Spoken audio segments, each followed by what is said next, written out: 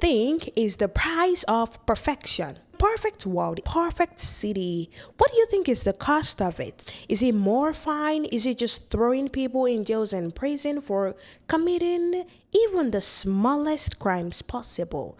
Or is it gonna be a strict rules and regulation? Or is it gonna be the fact that everyone now has to act like a kid that just obeys the rules and regulation blindly? Those are possible. Very, very possible. But hello here. Welcome back to the Story Architect Show. My name is Ramat and I am your show runner. If you haven't seen part 1, please consider going on YouTube. It is waiting for you. However, for the sake of being informed and so you know where we are coming from, this is the part 1 from YouTube. Now that you have an idea of where we are coming from, let's get started, shall we? Nothing here really happened, or did it?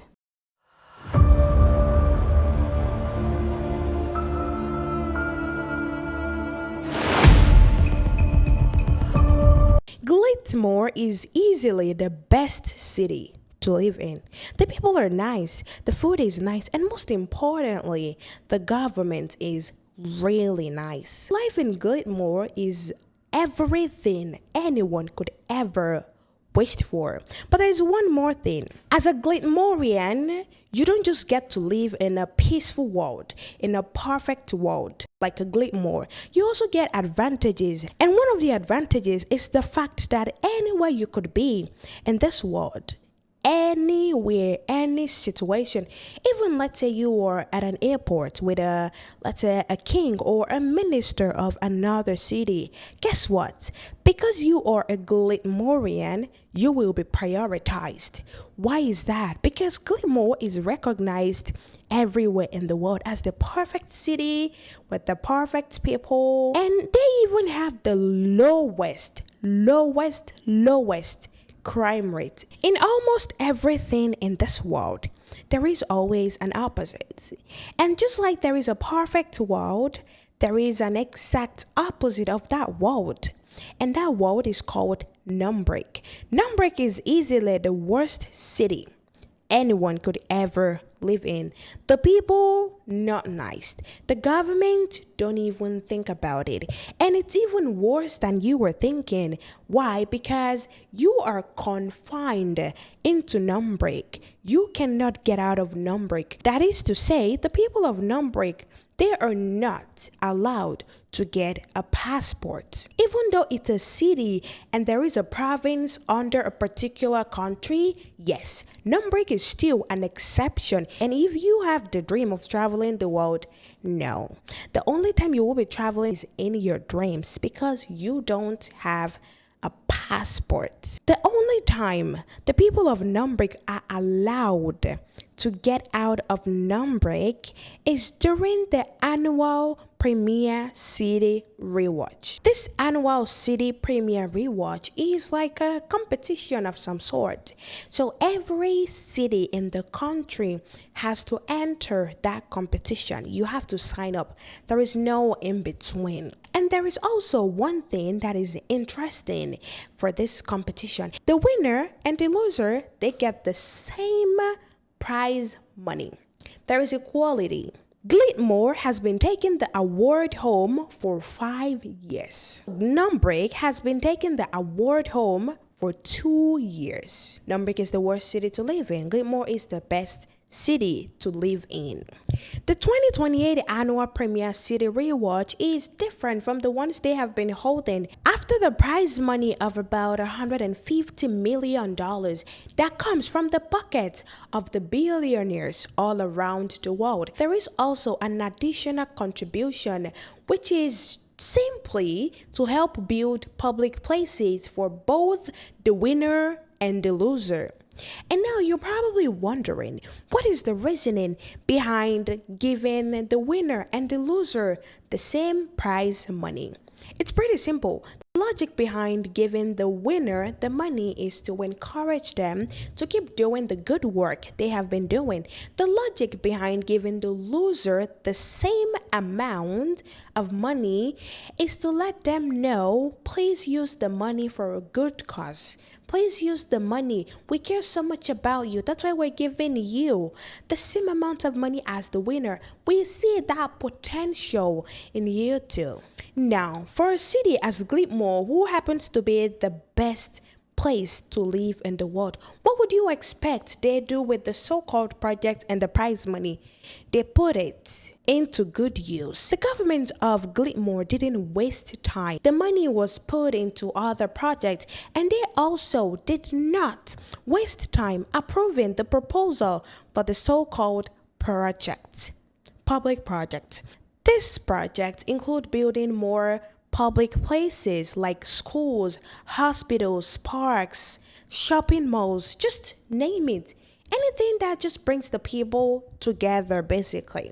Because financing is not a problem, it took about 6 months to complete building the biggest park in Glittmore. Just like that, they are preparing to open the biggest park in Glittmore. Because of this, the Glittmorean government decided to open its city for everyone, anyone from anywhere in the world. All you need is a valid ID. You don't need a passport or anything. You just need an ID that is recognized by the government of the place you are coming from. Now, every single thing, food, gift, accessories, every single thing you might think of that you can get at a park is free on this day at this new park. There is also food. They have buffet. You serve whatever. Just eat as much as you want. And you can look around. You can get into the other places they have in the park. They have a gym. They have a small shopping mall. They have a playground for kids. They have all of it. So after eating, once you are done, you can walk around the park. Now, there is this family, Mike, Eva, and their 10 years old genius daughter, Amelia. Amelia is the premier kid. She has been the premier kid for about 3 years now. So since she was 7 years old. A premier kid is basically a kid with the highest intelligence possible. So within Amelia's age range, she is the smartest, the most intelligent, the most beautiful too, because the premier kid isn't just about intelligence, it also has to do with appearance as well. Every single person who watches the news or reads newspaper anywhere in this world have probably heard of Amelia at least once before. So Amelia is pretty famous. Her dad, we are not so sure about what he's doing for work, but her mom is a news reporter. After Amelia is done eating with her parents, she told her mom, "Mom, I would like to go for a walk. I see a fountain over there. Can we go there?" And Ava was like, "Of course, baby, we can go wherever you want." So they decided to go for a walk and then to that fountain. On their way to that fountain, Amelia told her mom, "Mom, I would like to use the washroom." Her mom followed her. She went to use the washroom. And after using the washroom, they were back on their walk to the fountain. Just when they were about 2 or 3 minutes away from the fountain, Mike told Ava, "I need to go use the washroom, and I also have to make a quick call. I will be right back." So he left them. He went his way. Amelia and Ava, they continued. When they got to the fountain, Amelia is playing with the water. She's happy. She's smiling. But all of a sudden, her mood changed, and she took a step back. She told her mom, "Mom, can we please leave? I need to use the washroom." Eva is like, "Why do you need to use the washroom? We literally just got here. Just continue playing with the water." Amelia hesitated for some reason. She's like, "No, I don't want to go there, Mom. I don't want to do that." But Eva insisted, "You go play with the water while I look around and take pictures. This area is so beautiful. I need to capture this moment." Eva hands over a penny to Amelia, and she told Amelia, "You know what? You can throw this at the fountain and make a wish or something, okay? I will be right there with you. In the end, Amelia gave in to Ava's request and she decided to make a wish at the fountain. But something happened after Ava has taken enough pictures. After she has taken pictures to her satisfaction, she remembered, hold on, I think I came here with my daughter, Amelia. Oh my God, I left her alone for too long. Let me go look for her. Guess what? When she got to the fountain, Amelia is nowhere to be found. Nothing of Amelia is anywhere around that fountain. Not her shoes, not her clothes, nothing of Amelia is at the fountain. Just like a good mother, a good parent would do, Ava started running around the fountain, yelling out, Amelia, Amelia, where are you? Amelia, oh my God, my baby. She started tearing up and she was yelling, yelling, and yelling. Nobody came to her rescue. After like 30 minutes of Ava running around looking for Amelia and all of that, and no one coming to her rescue, which is weird because it's a park, and not just a park, it is the first day, the opening of this so-called park. People should be around. How come there is no one around to help Ava find her daughter? And after a while, Mike came out, and now he is also on the search for not just Amelia but also Ava, because now Ava is nowhere to be found. After calling out their names multiple times with no response, he runs to the guest service. Two people were assigned from the guest service to go with Mike to go find his wife and daughter. But now there is another problem in the equation. The fountain is gone. Now we have three things missing. We have Amelia missing, Ava missing, and now the fountain missing. At first, it seems like a dream to Mike. He was smiling. There is no way. Are you pranking me? Maybe I am losing it. I literally saw the fountain. I came here with my wife, my daughter. They were the first to go missing, and now the fountain is nowhere to be found. If this is a prank, stop it. The two people from the guest service look at each other like, is this man okay? What do you mean there is a fountain? There is no fountain here. Huh? There is no fountain here? Then where is Amelia and Ava? They were at this fountain. I saw them. I left them here to go use the washroom, and when I came back, they were gone, and the fountain is gone as well. What is going on? None of the two people assigned to Mike have any answer to his questions. They were just looking at each other, and Mike is starting to lose it because why am I talking to you and you were just staring at me? Can you hear, or am I speaking a language you don't understand? People start to gather and they asked Mike, what happened? Mike explained everything that happened. People were feeling bad for Mike, wondering what is going on exactly. How can a fountain disappear? How can your wife and daughter disappear too? This is Glittmore. Glittmore is supposed to have airtight security. And most importantly, on a day like this, when there are people from the outside coming in to explore Glittmore, well, apparently the security in Glittmore is not airtight.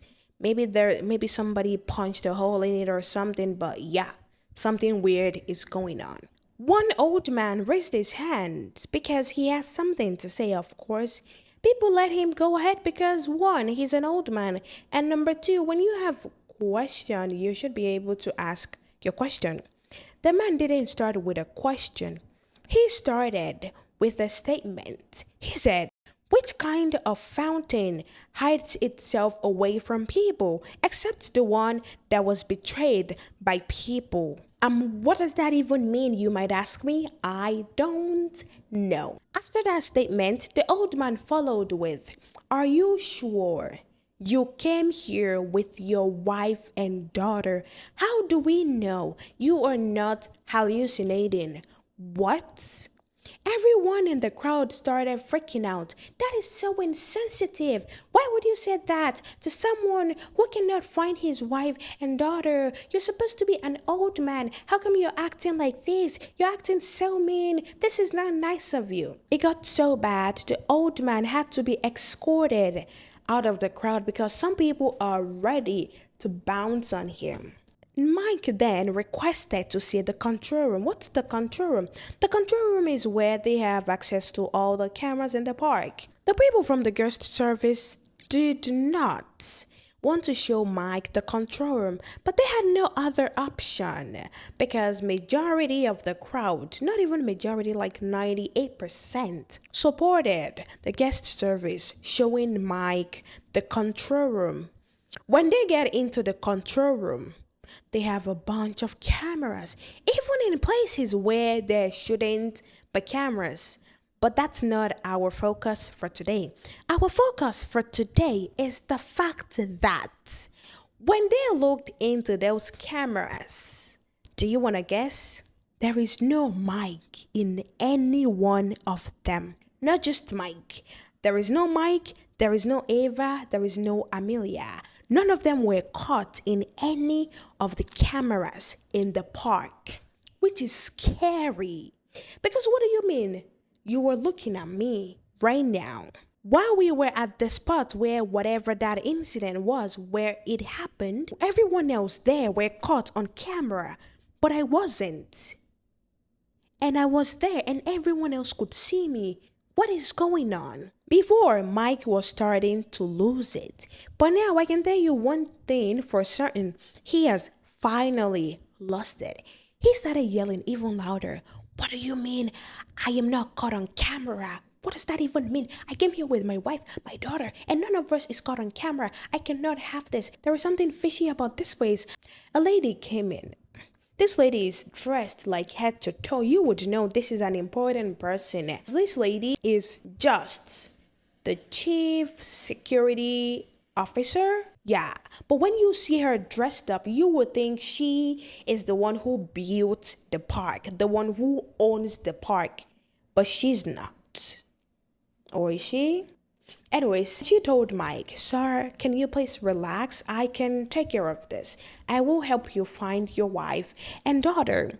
We just have to check the sign-in. And in the sign-in, we get information that you guys used to enter this park. From there, we know what actions to take." They brought the sign-in sheet. Mike is not on the sheet. Amelia is not on the sheet. Ava is nowhere on that sign-in sheet. What? They came into that park. They ate food. They walked around that park. They were having fun.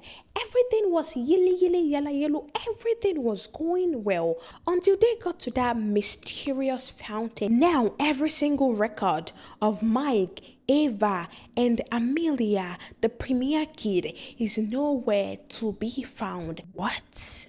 After the outburst, Mike slowly walks out of the building and he sits somewhere, thinking of everything, their journey to get here. What's weird is he remembers every single details, every single thing about his family, but he is the only one. He is the only one who remembers. Weirdly enough, surprisingly enough, mysteriously enough, no one also remember who Amelia is. If no one remembers the premier kid, the one who is on every newspaper, every television, every news outlet out there, why would anyone remember Ava and Mike? It's impossible. What is going on in Glittmore? How did a perfect city turns upside down in 24 hours? What happens to Mike? Is he really hallucinating or he actually came there with his wife and daughter? How come nobody remembers the premier kid? Is Amelia even the premier kid to begin with? This is Glittmore, written and narrated by Ramat for the Story Architect Show. Thank you so much for staying till the end. I will see you same time next week.